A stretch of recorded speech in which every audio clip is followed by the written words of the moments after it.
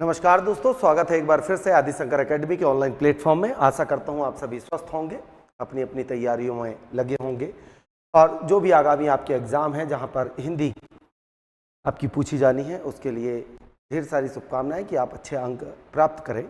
पिछली कक्षा में हमने शब्द शक्ति को पढ़ा था। वनडे एग्जाम में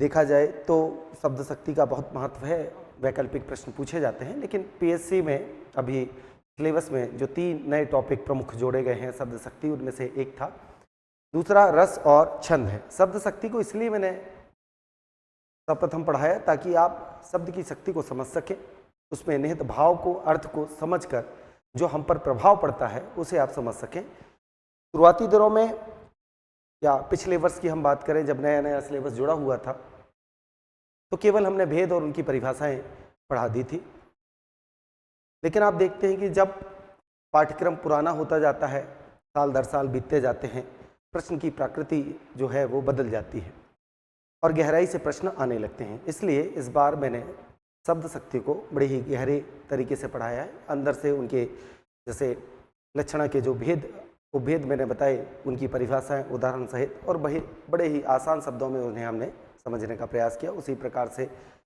किस प्रकार व्यंजना शब्द शक्ति जो है श्लेष अलंकार में देखने को मिलती है, उसके बारे में भी हमने विशेष चर्चा की थी। आज हम जिस टॉपिक को पढ़ने जा रहे हैं वह टॉपिक है रस।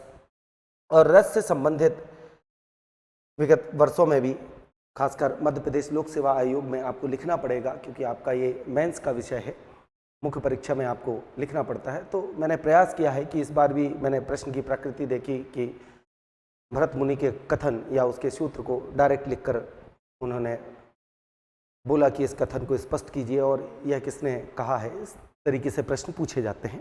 तो वैसे ही उसी तरीके से ढंग से मैंने प्रस्तुत करने का प्रयास किया है आपको। तो रस का अगर मैं शाब्दिक अर्थ कहूँ तो हम आम भाषा में रस से तात्पर्य लगाते हैं कि किसी फल का रस हो गया, गन्ने का रस हो गया, पी लिया, स्वाद आया, तो रस से हम आम भाषा में यह अर्थ निकाल लेते हैं। लेकिन काव्यगत अगर मैं इसकी चर्चा करूं तो काव्यशास्त्र में भरत मुनि ने सर्वप्रथम नाट्यशास्त्र में रस के उत्पत्ति के बारे में बताया है। भारतीय काव्यशास्त्र में रस शब्द का जो अर्थ है वो अनुभूति की उच्चतम अवस्था है। अनुभूति, आपको जब कोई काव्य, कविता, दृश्य काव्य भी होते हैं और श्रव्य काव्य भी होते हैं, तो सुनकर हो, देखकर हो, पाठक के मन में हो या श्रोता या दर्शक के मन में हो, उसके हृदय में, इसे हम कहते हैं सुहृदय, तो उस हृदय में जो भी भाव उत्पन्न होते हैं, उससे आनंद की जो अनुभूति होती है वही रस कहलाती है। काव्यशास्त्र में ऐसी परिभाषा है। तो लिखा है भारतीय काव्यशास्त्र में रस का जो अर्थ है वो अनुभूति की उच्चतम अवस्था है, जिसमें पाठक दर्शक को आनंद की प्राप्ति होती है या अनुभूति होती है। रस सिद्धांत की चर्चा सर्वप्रथम भरत मुनि ने की है। इसकी बार बार मैं चर्चा कर रहा हूँ और यहाँ से प्रश्न आते ही हैं। और जिस शास्त्र में की है उसे हम कहते हैं नाट्य शास्त्र में 8 रसों का उन्होंने उल्लेख किया था। आचार्य भरत के अनुसार रस में आस्वादन का भाव निहित है। उसे ग्रहण करने का माध्यम कहीं हमारी क्या है, चेतना या हमारा हृदय में होने वाला आनंद होता है। फिर उन्होंने एक वाक्य लिखा, उपनिषद में अगर मैं तैत्तिरीय उपनिषद की बात करता हूं तो सर्वप्रथम इसका उल्लेख मिलता है यहाँ पर कि रस्यो वशः रस्ये वाश लंबाध लब्धवानंदी भवति, अर्थात रस ब्रह्म आनंद स्वरूप है। ब्रह्म आनंद अर्थात ज्ञान रूपी अमृत का पान करना।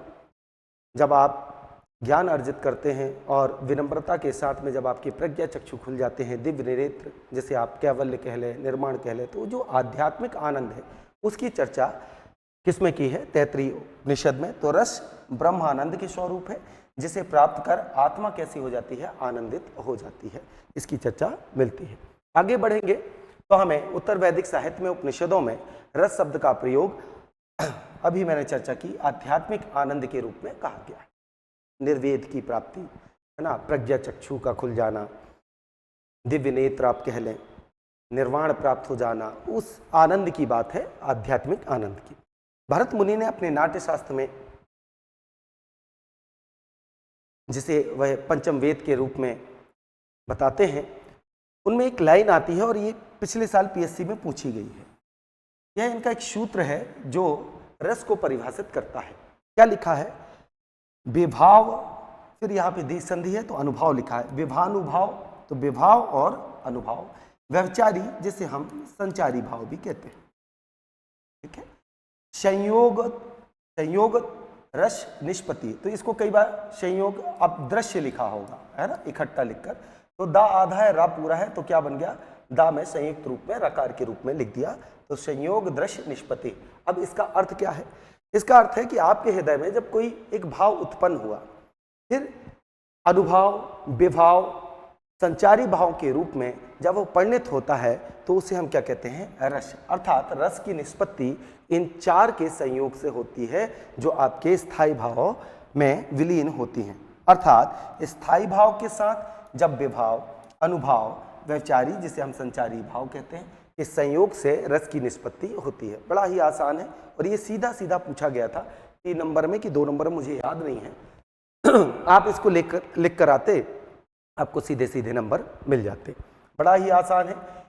अगर आप 5वीं प्रश्न पत्र की अगर बात करते हैं, अगर मैं मेंस की, अगर मुख्य परीक्षा की बात करूं, तो नंबर लेना कोई बड़ी बात नहीं है यदि आप टू द पॉइंट चीजें लिख कर आते हैं तो। चलिए, भरत मुनि ने रस के महत्व को बताते हुए, अब ऐसे ही हुआ कि भरत मुनि ने रस के महत्व को बताते हुए, ठीक है, क्या लिखा है या उसके वर्णन या उनके कथन को पूछ ले तो आपको लिख के आना पड़ेगा। नहीं रसा धृते अदिश दर्था प्रवर्तते, अर्थात रस के बिना नाट्य। देखिए, पहले मंचन होता था, कोई काव्य लिखा गया है। अब देखेंगे कई जगह, आप YouTube में भी जाके देखेंगे तो आपको दृश्य काव्य में ये नाट्यशास्त्र एक नृत्य की, है ना, करते हुए आपको दिख जाएगी। अपने अंगों के माध्यम से, संचरण के माध्यम से, अंगों के अंग व्यापार के माध्यम से विभिन्न प्रकार के भावों को प्रकट करती है। यही नाट्यशास्त्र में लिखा है। अर्थात रस के बिना नाट्य अथवा काव्य का अर्थ अभिव्यक्त नहीं हो सकता। आगे चल के बहुत सारे व्याकरणाचार होंगे, अलग अलग चीज़ें बताएंगे। कोई कहेगा कि यदि कोई काव्य है और उसमें रस नहीं है तो वह काव्य ही नहीं है, और रस युक्त वाक्य ही काव्य कहलाता है। तो एक दूसरे को आत्मा मान लिया है। वही लिखा है, भरत मुनि ने रस को काव्य की क्या माना है? आत्मा माना है। ठीक है। आचार्य भरत मुनि ने अनुमानता है लगभग 2वीं शताब्दी ईसा पूर्व से लेकर 2वीं शताब्दी तक, इसके बीच में इन्होंने नाट्यशास्त्र की रचना की है और इनका वर्णन मिलता है। अनुमानता है क्योंकि एक्चुअल डेट नहीं पता। चलिए, अब जिस प्रकार से भरत मुनि के कथन लिखकर आते हैं, उस प्रकार और भी ऐसे आचार्य हैं जिन्होंने रस के संदर्भ में अपनी कुछ बातें, अपने कुछ विशेषताएं और वर्णन किया है। उसके बारे में हम चर्चा कर लें क्योंकि यह भी एक महत्वपूर्ण है, यह पूछा जा सकता है। आचार्य विश्वनाथ क्या लिखते हैं रस के बारे में कि भरत मुनि की परंपरा को उन्होंने क्या किया? स्वीकार करते हुए रस को विभाव, अनुभाव, व्यवचारी भाव के संयोग से उत्पन्न माना जाता है। यही आगे चल के रस के प्रमुख अंगों में से आएंगे। जो रस के हम अंग पढ़ेंगे वो यहीं से निकल कर आते हैं। उन्होंने रस को आस्वाद और रसायन कहा है। अब देखिए, साइंस आप पढ़ेंगे, हर शब्द की प्रकृति बदल जाती है विषय के अनुसार, और हम पढ़ रहे हैं भाषा। तो भाषा में जब काव्य शास्त्र हम पढ़ते हैं तो रसायन का अर्थ आस्वादन से लिया गया है, यानी रस वह भाव है जो पाठक के मन को आनंदित करता है।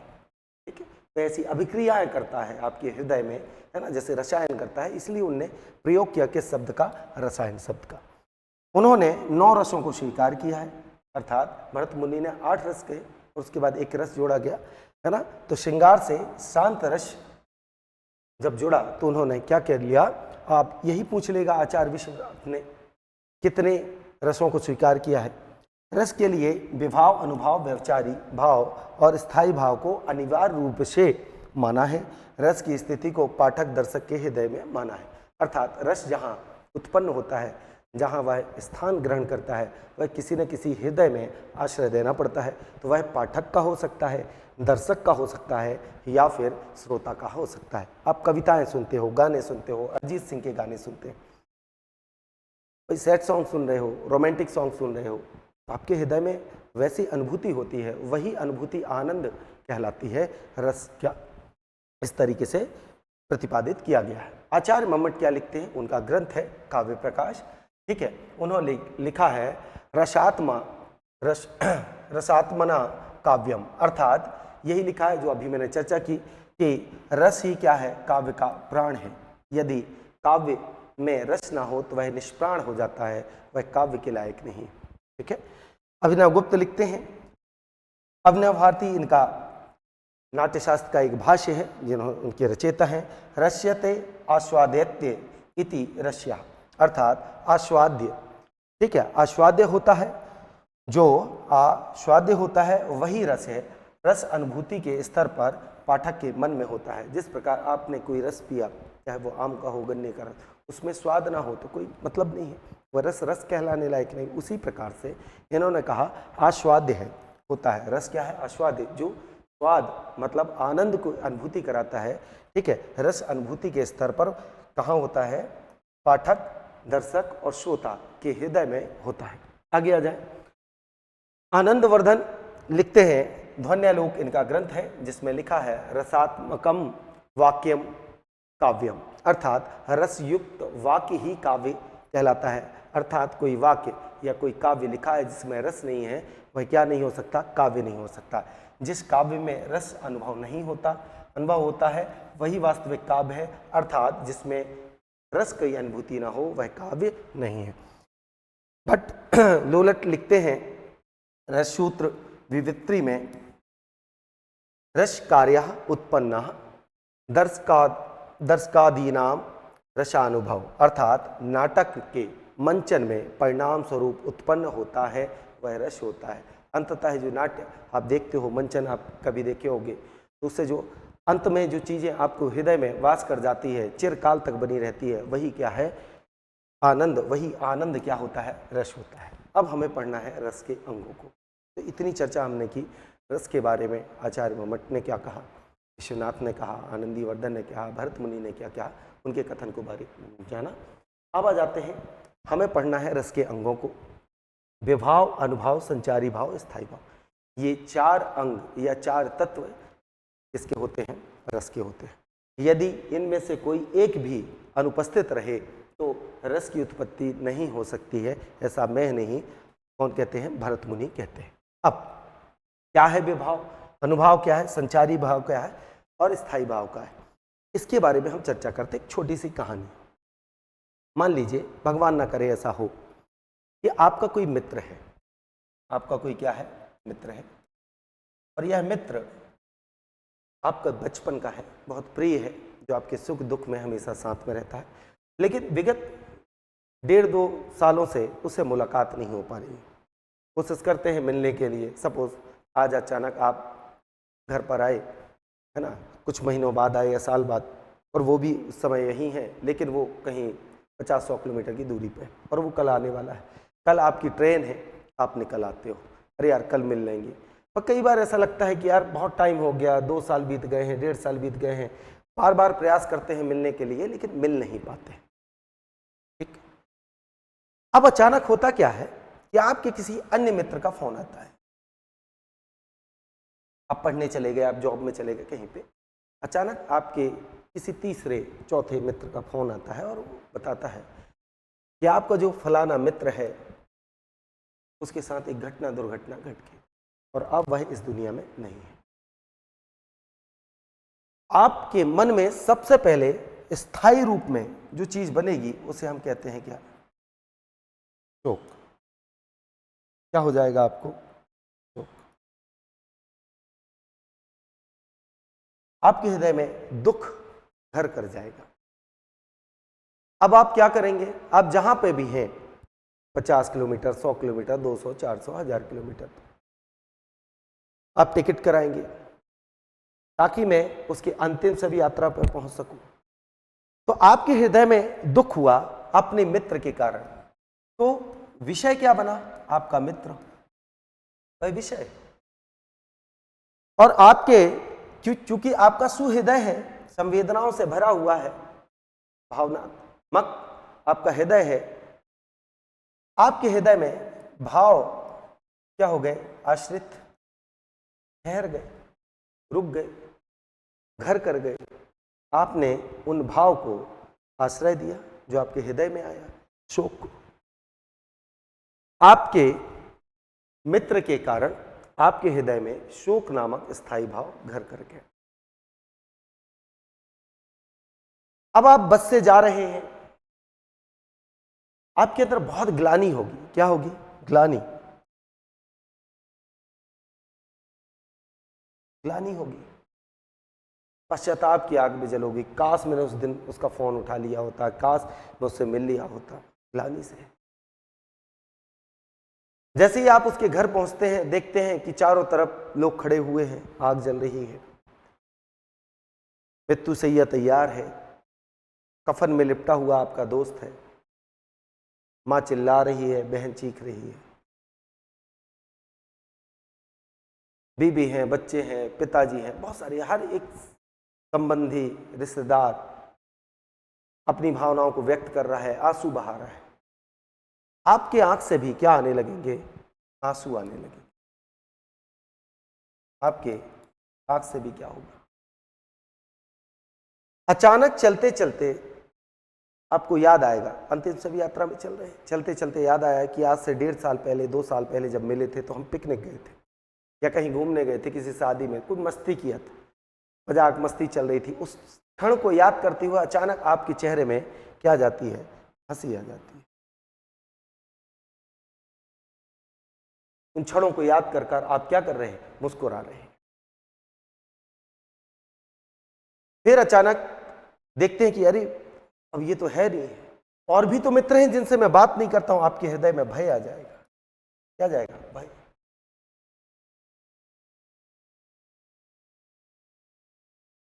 ग्लानि होगी, हंसी आ रही है, भय आ रहा है, लेकिन आपके स्थायी रूप में क्या है? दुख है। आप आंसू। अचानक नगाड़े बजने लगे, आपकी धड़कनें तेज हो गई,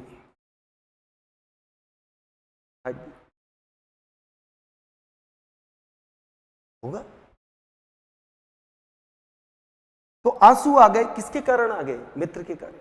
तो देखिए, अब ये जो स्थायी भाव आपके हृदय में जो बन चुका है, उसे कहते हैं हम, जो चिरकाल तक परिवर्तित ना हो। आप मिट्टी से लौट के भी आ जाएंगे तब भी उसकी याद में वो रहेंगे। कोई अचानक मिल गया, मजाक मस्ती किया, आपने हंस लिया, मुस्कुरा लिया, फिर थोड़ी देर अकेले हुए, फिर उसी ख्याल में खो गए कि आप वो नहीं है। आपके मन में बार बार बार बार वही सब चीजें चलती हैं। आपकी मनोदशा कहीं ना कहीं वहीं चली जाती है।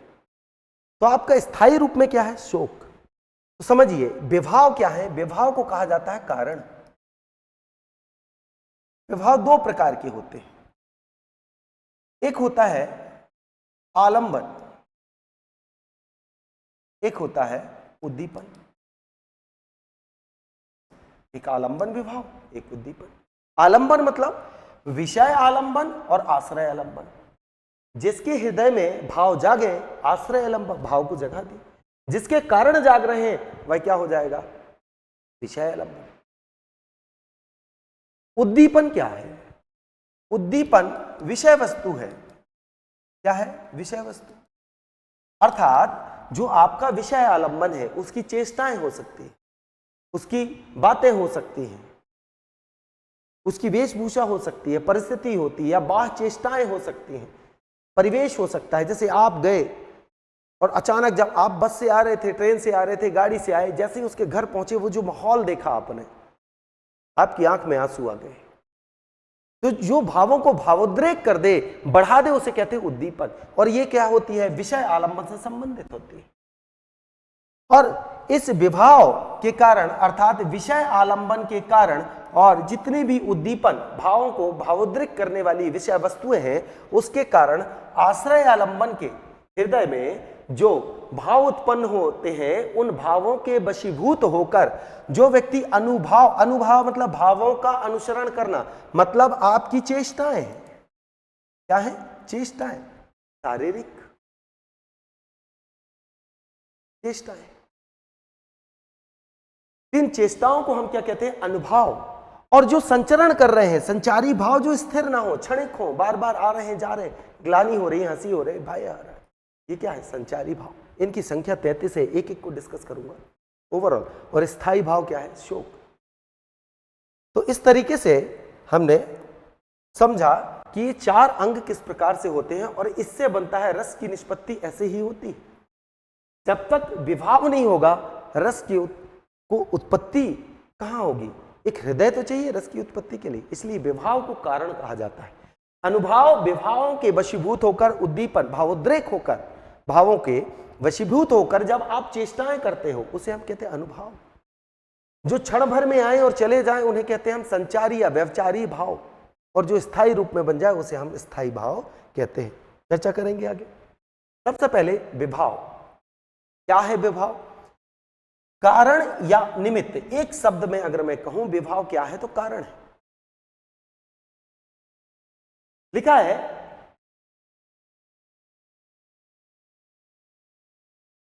भरतनाट्य शास्त्र में विभाव का अर्थ विज्ञान बताया है ना।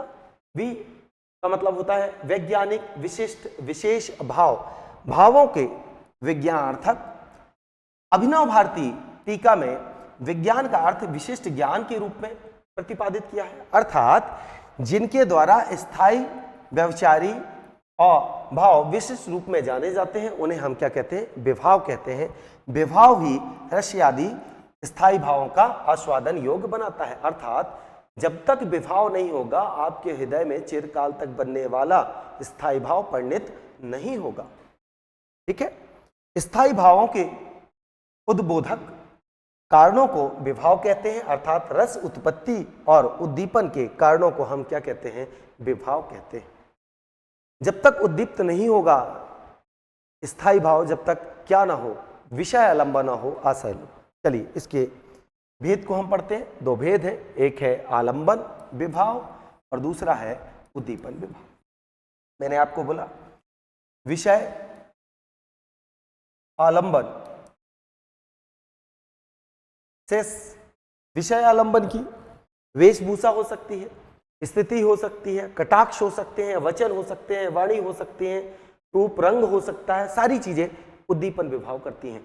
उद्दीपन विभाव भावों को तेज करते हैं, अर्थात भावोद्रेक करते हैं। क्या करते हैं? भावों को तीव्र करते हैं। चलिए अब आलंबन का मतलब है विषय और आश्रय दो प्रकार के होते हैं। विषय आलंबन अर्थात जिसके कारण भाव जागृत हो, आश्रय आलंबन जिसके हृदय में भाव जागृत हो।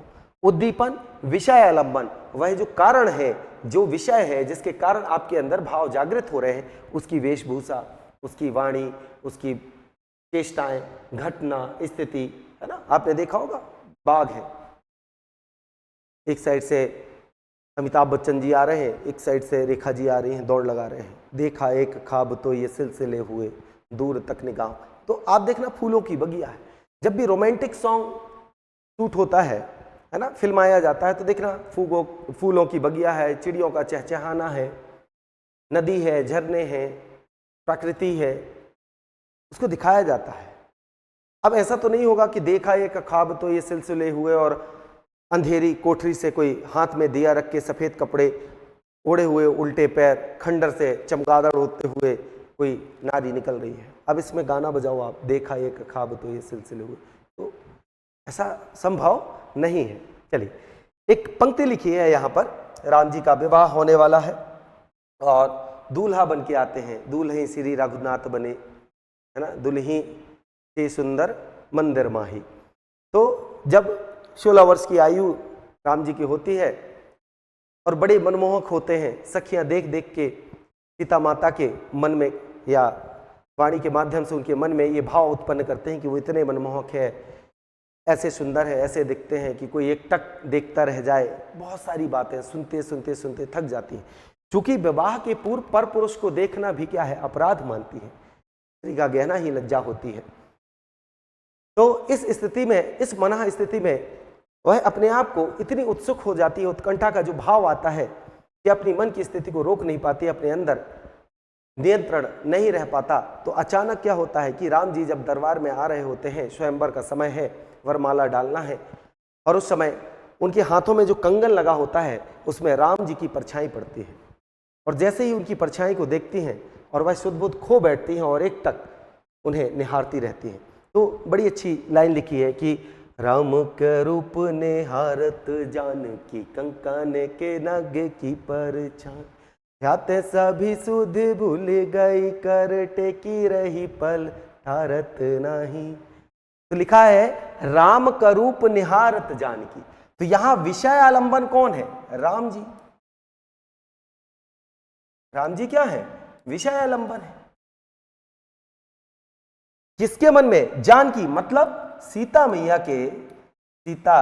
मैया के मन में रति का भाव जाग रहा है, प्रेम उमड़ रहा है ना, उनको पाने के लिए।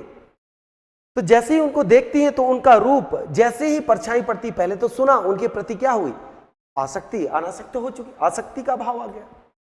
और आसक्ति का भाव आया और प्रेम उमड़ा, और जैसे ही उनका रूप देखा, उनकी वेशभूषा देखी, उनका श्रृंगार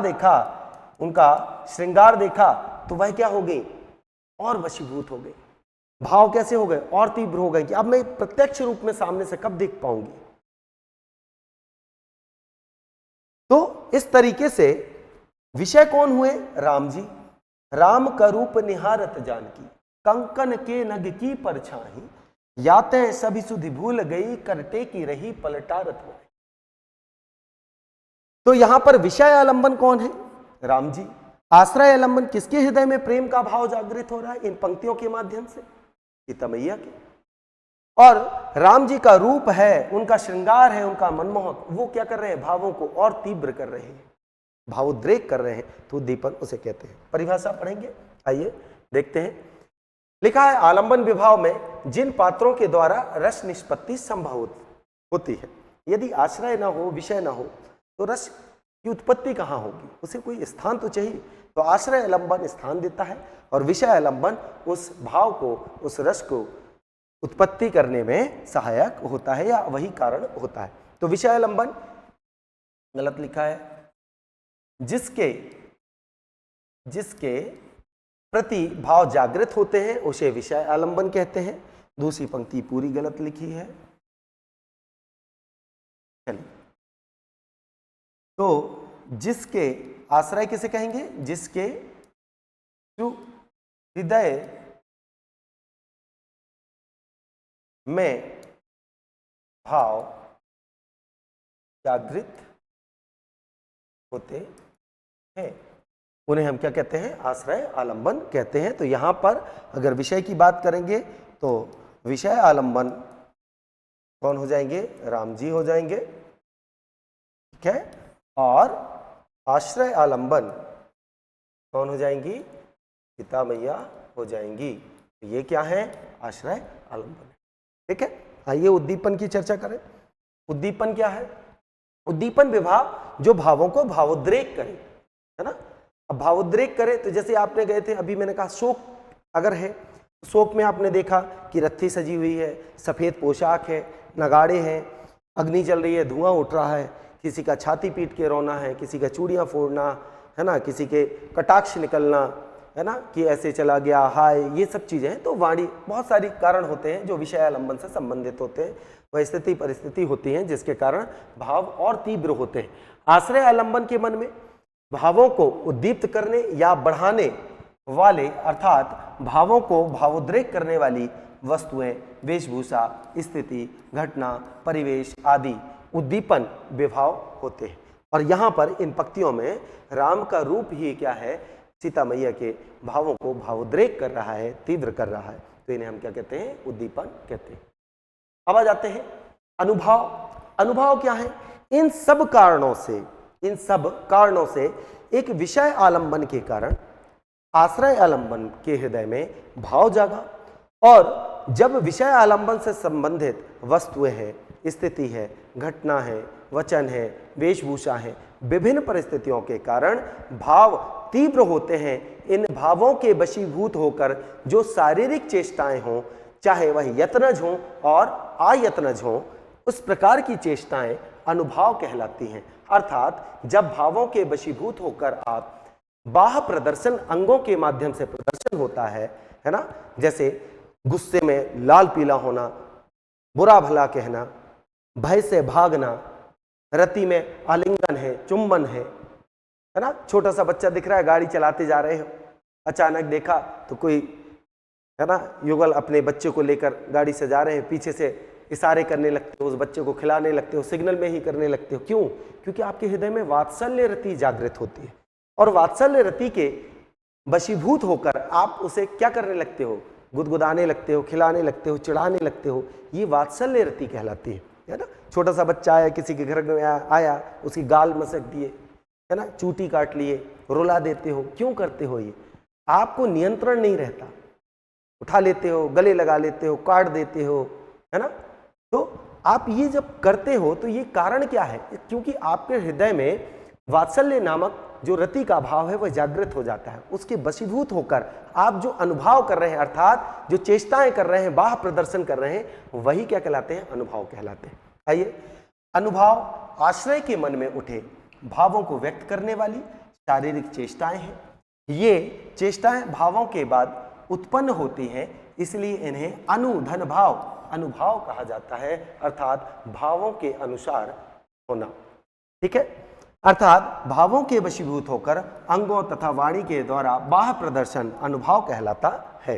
ठीक है, अगली लाइन है, अनुभव आश्रय के मनोगत भावों को व्यक्त करने वाली शारीरिक चेष्टाएं हैं, और यह 4 प्रकार की होती हैं। आंगिक, कायिक, अर्थात अंगों के माध्यम से, किसी को गले लगा लेना, है ना, दुलार करना, तो अंगों के माध्यम से, भय से भागना, तो इसे हम क्या कहते हैं? आंगिक कहते हैं। वाचिक क्या है? गुस्से में भरा बुला कहना, प्रेम में, है ना, चंद आप शब्द कहते हैं, प्रेम प्रसंग के लिए आप शब्दों का प्रयोग करते हैं, तो उसे हम क्या कहते हैं? वाचिक। आहार्य मतलब आभूषित, आभूषण, अपने आप को सजना संवरना, सजना है मुझे सजनी की, सजना है मुझे सजना के लिए, जरा उलझी लटे सवार लूं, है ना, गाना आपने सुना होगा। ये क्या है? युद्ध के लिए आप देखेंगे कवच पहन लेना, अस्त्र शस्त्र रख लेना। अब जब आप काव्य सुनते हो, सजी चतुरंग सेना अंग में उमंग धरी सर जैसी बात, जब किसी की शौर्य का वर्णन होता है तो शौर्य के वर्णन के लिए हम देखते हैं कि वह व्यक्ति युद्ध के लिए तैयार हो रहा है। चलिए, और फिर आते हैं सात्विक। सात्विक मतलब जो स्वयं उत्पन्न हो जाए, जो जिनको उत्पन्न करने के लिए आपको कोई चेष्टाएं ना करना पड़े। कैसे? अंगों से प्रदर्शन करने के लिए आपको करना पड़ेगा, वचन, आहार, इन सब के लिए अंगों का प्रयोग करना पड़ेगा, अर्थात इन्हें हम कहते हैं यत्नज। इन्हें क्या कहते हैं? यत्नज, यत्न करना पड़ता है। इसे कहते हैं सात्विक आयत्नज। आयत्नज, आयत्नज मतलब कोई चेष्टाएं ना करना पड़े, जो स्वाभाविक उत्पन्न हो जाए। पसीना स्वयं आता है, व्यवहारताएं स्वयं आती है, रोंगटे खड़े स्वयं हो जाते हैं। अचानक शेर आ गया, पसीना भी आ गया, आंख से आंसू भी आ गए, रोंगटे भी, इसको आपने लाया नहीं, अपने आप स्वाभाविक उत्पन्न होना। तो इन तीनों को यत्नज कहा जाता है, और इसे सात्विक को आयत्नज कहा जाता है। इसके बारे में और चर्चा करेंगे। चलिए आ जाते हैं। सबसे पहले आता है आंगिक, अर्थात अंगों के माध्यम से प्रदर्शित करना। यह शरीर के अंगों की चेष्टाओं से संबंधित है, जिसके लिए हाथों का उठाना, बैठना, सिर हिलाना, आंख फड़फड़ाना, है ना, ये सारी चीजें। वाचिक में वाणी के माध्यम से प्रकट करना, जैसे हंसना, रोना, चिल्लाना, हाय, लुट गया संसार, इस टाइप के जो शब्द है वाचिक है। आहारी, वेशभूषा सजावट से, है ना, श्रृंगार में आप देखेंगे कभी भी ये जो आप ये देख पा रहे हैं, ये क्या है? ये श्रृंगार है, ये रति के भाव को प्रेरित करने के लिए है। यही अगर मैं किसी पुरुष को खड़ा कर दूं और उसे खड़क, तलवार सब दे दूं, मुकुट दे दूं, प्रॉपर तरीके से उसको तैयार, युद्ध के लिए तैयार करूं, तो आपके अंदर उसे देख कर ही क्या होगा? उत्साह, वीर, मोटिवेशन आता है। चलिए, तो इसे हम क्या कहते हैं? आहार्य। आहार्य का मतलब ये होता है, ठीक है, आभूषण के माध्यम से। 1 2 3 ये कहलाते हैं यत्नज। क्या कहलाते हैं? यत्नज। और सात्विक जो स्वतः है, यह शरीर में होने वाली प्राकृतिक बदलाव से संबंधित है, जैसे कि हाथ का कांपना, पसीना आना, रोमांच करना इत्यादि। समझ में आ गया? तो इसे हम क्या कह देते हैं? सात्विक कहते हैं, जो स्वतः उत्पन्न होती है। और यह 8 प्रकार की होती है। कितने होती हैं? 8 प्रकार की, जिनके लिए हमें कोई प्रयास नहीं करना पड़ता, ये स्वयं उत्पन्न हो जाती हैं। चलिए, सात्विक कहते हैं ऐसी शारीरिक चेष्टाएं जिस पर हमारा वश नहीं होता वह स्वतः या स्वाभाविक उत्पन्न होती हैं। यह 8 प्रकार की होती हैं, जैसे स्तंभ, अर्थात शरीर की स्थिति का रुक जाना। अचानक कोई ऐसी खबर सुनी, स्तंभ हो गए, तो ये किस में होगा? शोक में होगा, संयोग श्रृंगार में होगा। अचानक प्रिय या प्रियसी या प्रियवर कोई भी आपका है ना, नायक हो या नायिका एक दूसरे के सामने आ जाते हैं, सालों बाद मिल रहे हैं, एक दूसरे को देखते रहते, एकटक स्तंभ होता है, शरीर का स्तर।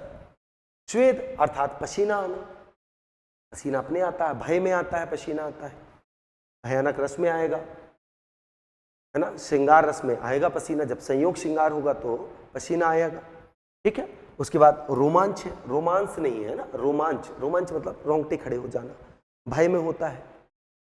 साउथ की पिक्चर देखें, अचानक नायक ने नायिका को अपनी ओर खींचा, आंखें फटी की फटी हो गई, रोंगटे खड़े हो जाना।